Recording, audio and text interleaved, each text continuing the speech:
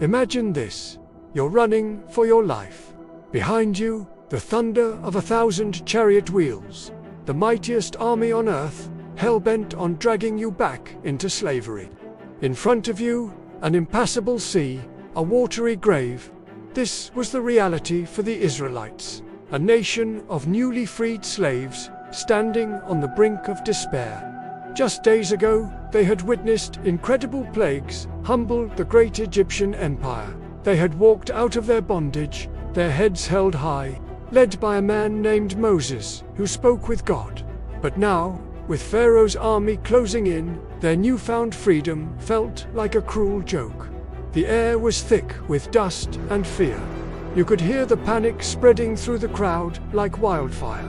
People were weeping, crying out to Moses. Was it because there were no graves in Egypt that you brought us to the desert to die? They yelled, it would have been better for us to serve the Egyptians than to die in the wilderness. Their faith, once so strong, was crumbling like sandcastles against a rising tide. They were trapped, a human shield against the rage of a spurned king and the unforgiving sea. The sun beat down, and the metallic glint of Egyptian armor grew closer and closer on the horizon. Every second felt like an eternity.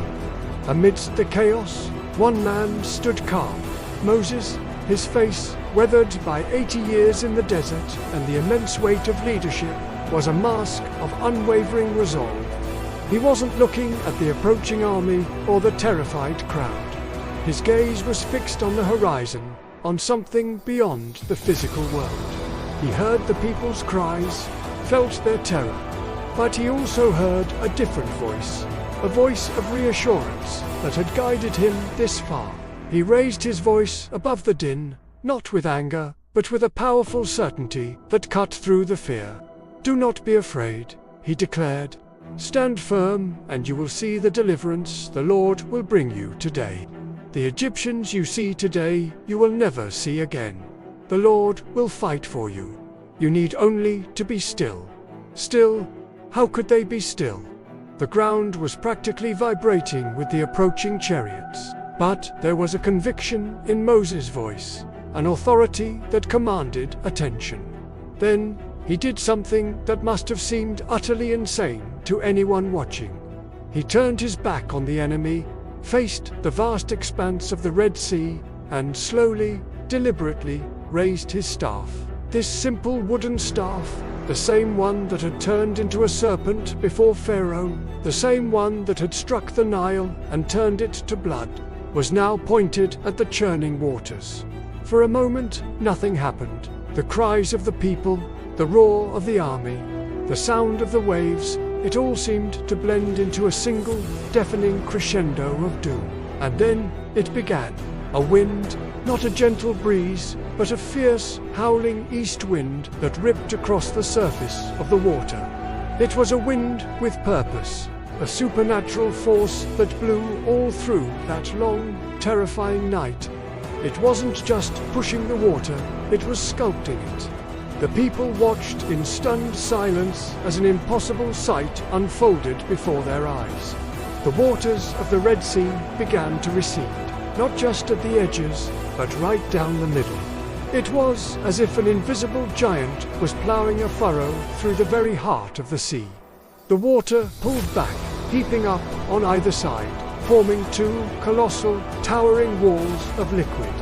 The seabed, wet and muddy for millennia, was suddenly exposed, drying at an impossible rate under the force of the divine wind. Where there had been an impassable barrier, there was now a path, a dry path, stretching from one shore to the other, flanked by shimmering turquoise walls that held back the full might of the ocean. Moses turned to his people. His expression needed no words. Go. And so they went. The millions of Israelites, with their children, their livestock, and the few possessions they carried, began to descend onto the seabed. Imagine the feeling of walking on that ground. Looking up, you see walls of water teeming with fish, suspended in a state of impossible stillness. You can feel the spray on your face. To your left and right, a liquid canyon, Behind you, the relentless pursuit. Ahead, the promise of freedom. It was a terrifying, awe-inspiring, surreal journey. A walk of faith through the very heart of a miracle. The crossing was an ordeal that lasted through the night. The path was long, and the crowd was immense. But they pressed on, their earlier despair replaced by a dawning, incredible hope.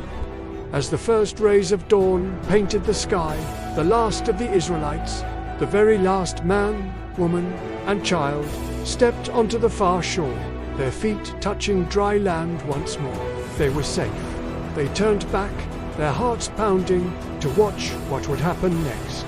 And what they saw was the final act of this divine drama. Pharaoh and his army, blinded by their rage and arrogance, had not hesitated. They had charged into the sea path right behind the Israelites. Their chariots, the pride of Egypt, were bogged down in the muddy seabed that hadn't dried as completely for them. The wheels became stuck. Progress slowed to a crawl, and confusion reigned. They were trapped in the very passage they thought would lead to their victory.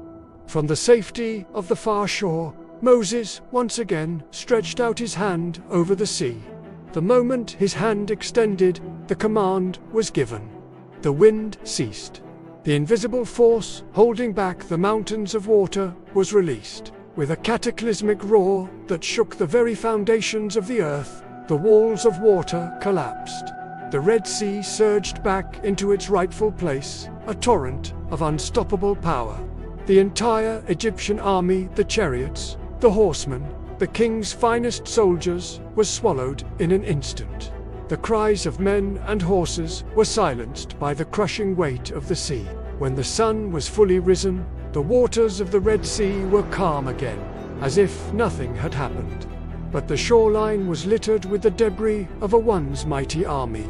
The Israelites stood there, no longer slaves, but a redeemed people who had just witnessed the absolute power and faithfulness of their God. They had walked through the sea on dry land. They had seen their enemies, the symbols of their oppression, utterly destroyed. It was a moment that would be seared into their collective memory for all time, a story told from generation to generation, the story of their impossible escape, their miraculous salvation at the Red Sea. Thanks so much for watching. If you were captivated by this story, don't forget to like, subscribe, and hit that notification bell so you won't miss our next journey into history's most incredible events. See you next time.